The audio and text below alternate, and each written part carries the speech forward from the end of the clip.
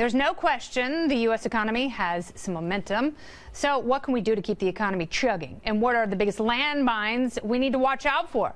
Joining me now, former Reagan economic advisor and founder and chairman of Laffer Associates, the one and only Art Laffer. Welcome back to the show, sir.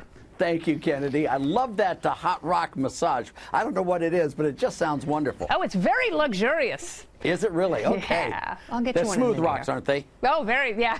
Oh, good. Okay. They don't use obsidian or those thunder eggs that are covered in, geological carbuncles. Those are problematic. They would be. Let's talk about some of these Wall Street numbers and whether or not you expect the market to keep ticking upward. I think the market will keep ticking upward. I see no reason why it won't. I mean, we have the tax cut coming in, the corporate tax cut, which by all the academic literature says is one of the most powerful stimulants to the real economy. So please explain that, Art, because there are people who are, I agree with you completely, and I think it's the most important part of the tax cut package. So, but explain from an economist's perspective to civilians like myself, how does that work, and how do corporate tax cuts translate to economic growth?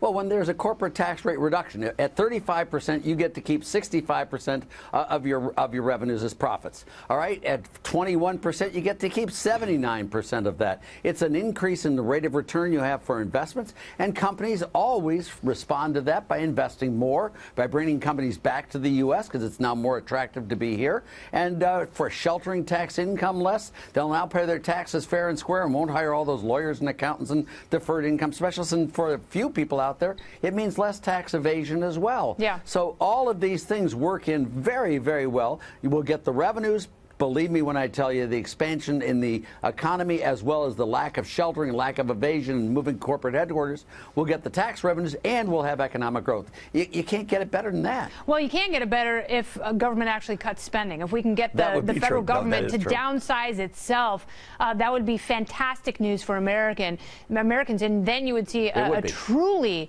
rosy economic picture. So what can the president do? Because I know every president likes to take credit when Wall Street is going in the bullish direction. But in what other ways can the president directly affect the economy?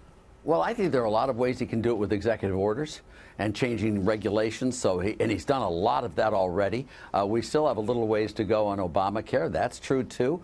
There are lots of other things he can do. He's appointed a new Fed chairman. He's got a vice chairman he's going to appoint shortly. We've got Gorsuch in the Supreme Court. ISIS is defeated. I mean, there are lots of additional things to be done, but don't underestimate how much he's done already in this economy. It's really pretty amazing, Kennedy. All right, let's talk about some of the regulations. I was having an argument with a family member. I was saying that when you deregulate, when you cut regulations, you allow small businesses to grow. And there have been so many regulations piled on from administration after administration. It doesn't matter which party. So how does deregulating help?